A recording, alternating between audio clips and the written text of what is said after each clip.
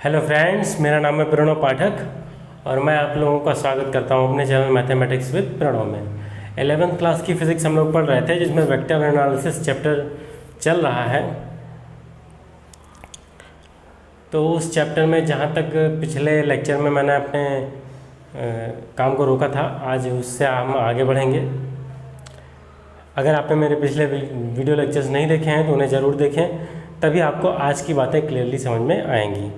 तो आइए स्टार्ट करते हैं आज का लेक्चर, जिसमें है पैरेललोग्राम मेथड से जो हमने वेक्टरों की एडिशन सीखी थी, उससे संबंधित कुछ फार्मूले निकालने हैं। Addition of vectors, addition of vectors क्या करना है? रिजल्ट्स निकालने हैं। अगर मान लीजिए दो वेक्टर ए और बी किसी पैरेललोग्राम की एडजेसेंट साइड से दिखाए जा सकते हैं, तो मैंने आपको बताया था कि उनका जो रिजल्टेंट होगा वो उस डायगोनल से रिप्रेजेंट होगा जो उन दोनों को मिलाने पर बनेगी, जो उन दोनों इमेजिनरी पैरेललोग्राम पूरा करने के बाद बनेगा। अब हम क्या करें? ये O, ये P, ये Q, ये S और ये हमारा रिजल्टेंट वेक्टर R। ये A है, ये वेक्टर B है। ये एंगल अगर थीटा है तो ये हमारा पैरेललोग्राम रूल फॉलो कर रहा है। Just minute. Addition of vector का लेक्चर अगर आपने नहीं देखा है तो उसे ज़रूर देखें, तभी आपको ये समझ में आएगा। मुझे याद है उस दिन लाइट चली गई थी जब मैं वो वीडियो बना रहा था, लेकिन लेक्चर मैंने पूरा किया है। तो ये अगर वेक्टर ए ये है और वेक्टर बी ये है, इन दोनों को एक ही पॉइंट से खींच लिया तो इन दोनों का सम इस पैरेललोग्राम के इस डायगोनल से रिप्रेजेंट होगा। अब आइए निकालने चलते हैं इसके लिए फार्मूला। तो यहाँ से परपेंडिकुलर गिराया यहाँ पर और इसको ज्वाइन कर दिया इस परपेंडिकुलर से, तो ये पॉइंट हो गया, ये पॉइंट हो गया क्या? ई। इसे पॉइंट ई मान लेते हैं। पी क्यू ई, ये ट्रिंगल बना। ये एंगल थीटा है, तो हाँ छोड़िए, इसमें एंगल है मैंने पता नहीं। अब आप अपने बड़े वाले ट्रिंगल को देखिए, ये right angle triangle O Q E एक राइट एंगल ट्रिंगल है। तो in right angle triangle O Q E क्या मिलेगा हमें? O Q square is equal to O E square plus Q E square, ये मिलेगा। ओ क्यू स्क्वायर क्या है? आप जानते हैं आर है, लेकिन अभी हम लिखेंगे नहीं, पहले O E square. O E square is equal to हम लिख सकते हैं O P plus P E का whole square plus Q E square, ये लिख सकते हैं। अब इस होल स्क्वायर को खोल दें तो O P square plus P E square plus Q E square plus 2 O P P E, O P into P E. O P square को छोड़ दें तो P E square plus Q E square P Q square बना रहा है। O P square को ऐसे ही रहने दें, ये है ओ पी स्क्वायर और P E square plus Q E square equal to P Q square, यानी कि plus P Q square plus 2 O P into P E, ये बनेगा। अब आइए वैल्यूज़ रखते हैं। वैल्यूज़ रखने से पहले हम चले वैल्यूज़ रखते हैं। तो ओ क्यू स्क्वायर है हमारा R square, O P square है हमारा ए स्क्वायर और पी क्यू स्क्वायर है हमारा B square plus 2 O P यानी कि ए और पी यहाँ से निकाल, इस ट्रिंगल से निकालेंगे। ये एंगल थीटा है,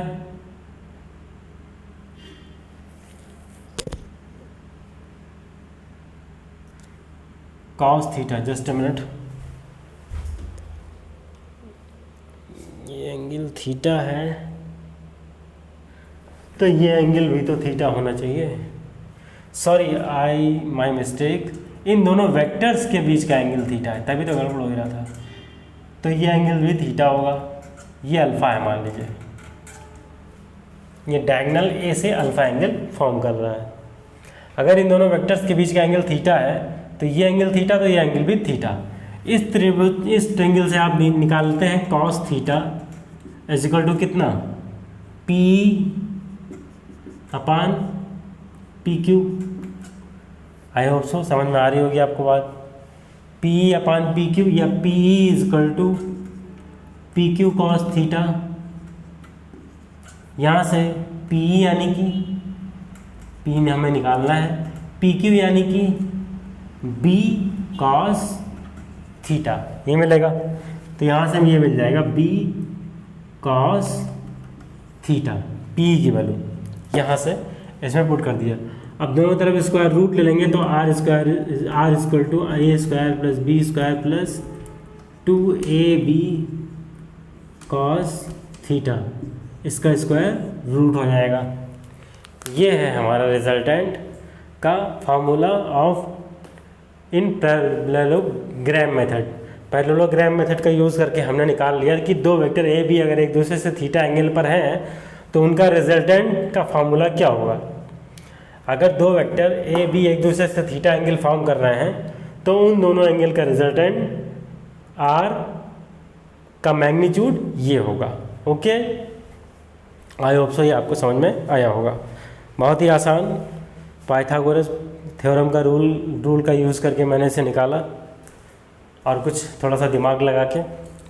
अब मान लीजिए हमें निकालना है कि ये जो रिजल्टेंट वेक्टर है ये दोनों वेक्टरों में से किसी भी एक वेक्टर से कितना एंगल बना रहा है। जैसे मान लीजिए ये ए वेक्टर ए से एंगल अल्फ़ा बना रहा है तो tan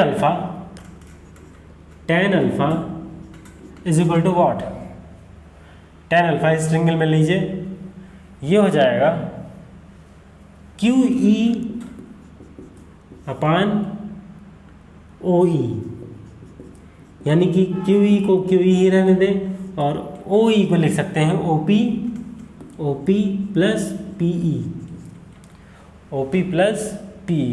अब OQ की वैल्यू रखेंगे, QE की वैल्यू रखेंगे जो कि होगी R sine A sine theta, QE just a minute,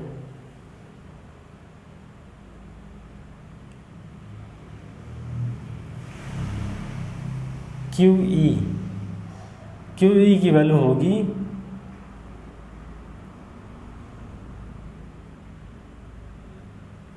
just a minute,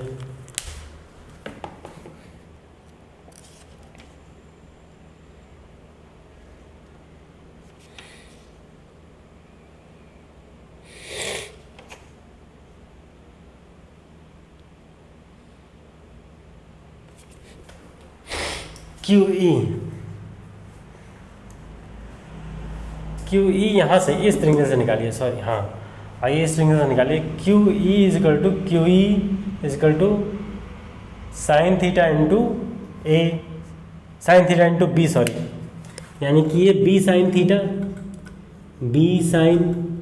theta upon OP यानी कि A magnitude of B, OP यानी कि ए प्लस PE यानी कि बी कॉस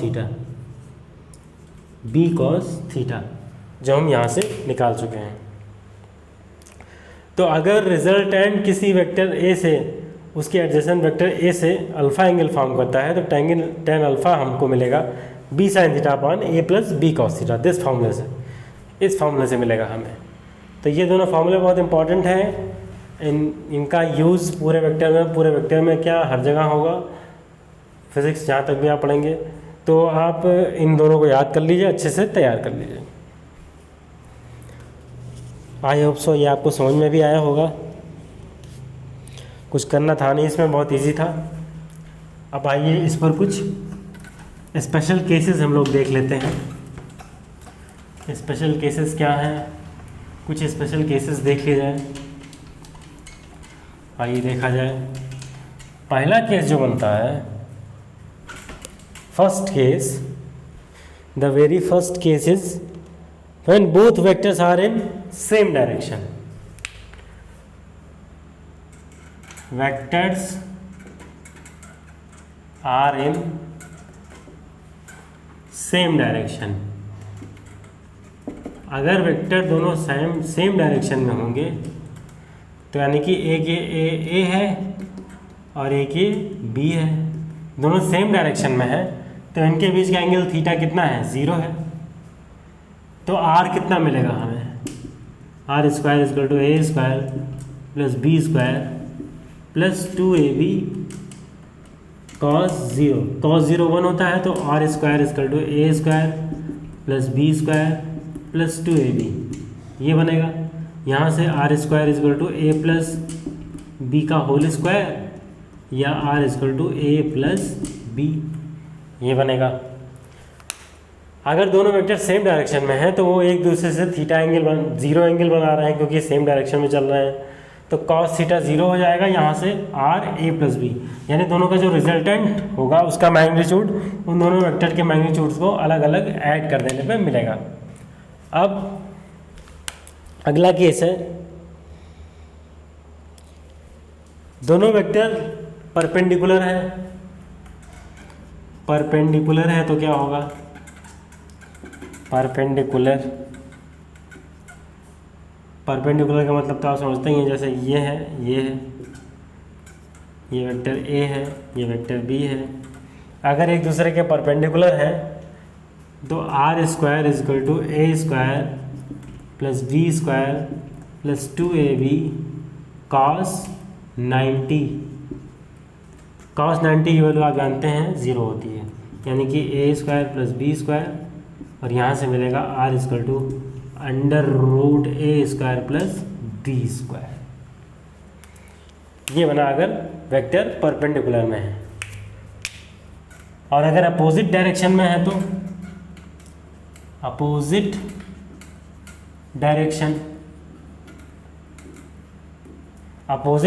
में है तो क्या होगा, जैसे कि एक ए इस डायरेक्शन में जा रहा है, दूसरा वेक्टर इस डायरेक्शन में जा रहा है वेक्टर बी, तो क्या होगा, R square equal to A square plus B square plus 2ab cos 180 यानी -1, यानी कि R square equal to A square plus B square minus 2ab, या यहाँ से आपको मिलेगा R equal to A minus B.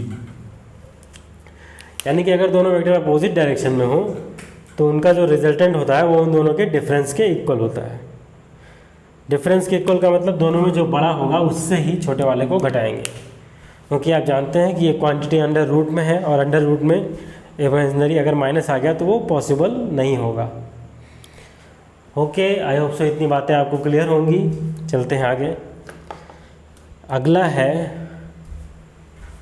Subtraction of vectors. अगला point है जो हमारा वो है subtraction of vectors.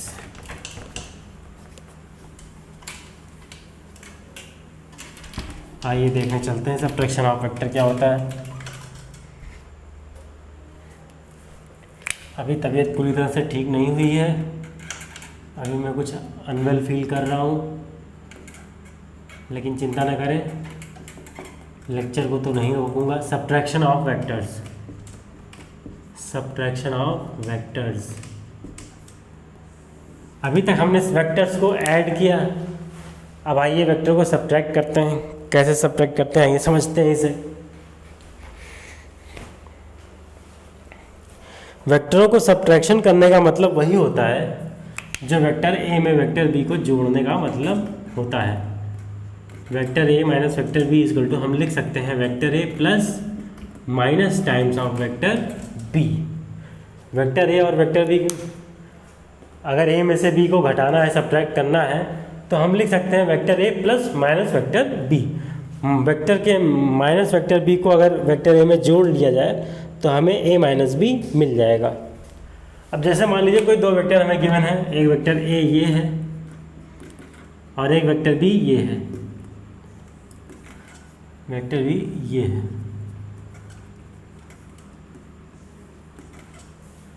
Vector A ये है और वेक्टर बी ये है। अब इन दोनों को हमें सब्ट्रैक्ट करना है, तो कैसे करें। वेक्टर ए को तो ऐसा ही बना लीजिए, ये बनाया मैंने, ये है वेक्टर ए। थोड़ा बड़ा बना दे रहा हूँ क्लैरिटी के लिए, इतना छोटा ठीक नहीं है। वेक्टर ए को वैसे ही बना लीजिए, मैंने वेक्टर ए को वैसे ही बना लिया। अब वही काम माइनस बी वेक्टर पहले खींचिए, वो ये होगा माइनस बी। अब इसके हेड से इसके टेल को मिलाया, ये मिलाया, मिला दिया बी। फिर वही काम इसके हेड से इसके टेल को मिला देंगे तो ये आर आ जाएगा, जो कि है vector A minus vector B. Easily done. क्या करना है, पहले वेक्टर ए खींचेंगे, फिर वेक्टर बी का अपोजिट ले लेंगे, ये माइनस है, माइनस वेक्टर बी है, माइनस वेक्टर बी, फिर माइनस वेक्टर बी खींचेंगे और उनको ट्रिंगल मेथड से आपस में ऐड कर लेंगे, तो हमारा रिजल्टेंट वेक्टर जो कि ए और बी का डिफरेंस है वो हमें मिल जाएगा। ओके, आई होप से ये आपको समझ में आ गया होगा। क्लियर है, आगे चलते हैं। अब एक मेथड और है, दो वेक्टर्स को सब्ट्रैक्ट करने का एक मेथड और है, उसे भी मैं आप समझा देता हूँ आपको। वो क्या है, जैसे मान लीजिए दो वेक्टर ए और वेक्टर बी हमें गिवन है, इन दोनों का सब्ट्रैक्शन हमें निकालना है। तो दोनों वेक्टर्स को एक ही पॉइंट से खींच लिया, ये खींचा वेक्टर ए वेक्टर बी, एक ही पॉइंट से दोनों वेक्टर को मैंने खींच लिया। अब क्या करें, अगर वेक्टर ए में से वेक्टर बी को घटाना है, ध्यान से समझिएगा, वेक्टर ए में से वेक्टर बी को घटाना है तो वेक्टर बी के हेड से स्टार्ट करके वेक्टर ए के हेड से हेड तक एक वेक्टर खींच देंगे इस तरह से, और यही वेक्टर आर जो होगा रिजल्टेंट होगा ए माइनस बी का। क्या करना है, दोनों वेक्टरों को एक ही पॉइंट से खींचा, और अगर ए में से बी को निकालना है तो एक बी के हेड से स्टार्ट करके ए के हेड तक एक वेक्टर ड्रा कर दिया, और यही वेक्टर ए और बी का सब्ट्रैक्शन होगा। अब अगर मान लीजिए हमें वेक्टर बी में से वेक्टर ए को घटाना है तो भी कुछ नहीं करना, दोनों वेक्टर्स को खींच लीजिए। अब अगर बी में से ए को घटाना है तो ए से बी की ओर एक वेक्टर ड्रा कर दिया, ये रिजल्टेंट आपका आया vector B minus vector A. Okay, I hope so बातें आपको यहाँ तक समझ में आ गई होंगी। कुछ है नहीं, बहुत इजी है। तो फिर सब्ट्रैक्शन ऑफ वेक्टर ख़त्म। अब हम चलते हैं रिजोल्यूशन ऑफ वेक्टर्स की ओर।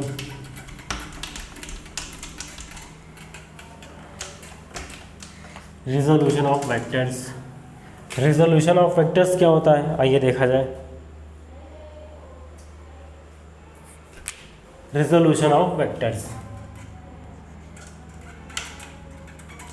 Resolution of vectors, resolution of vectors.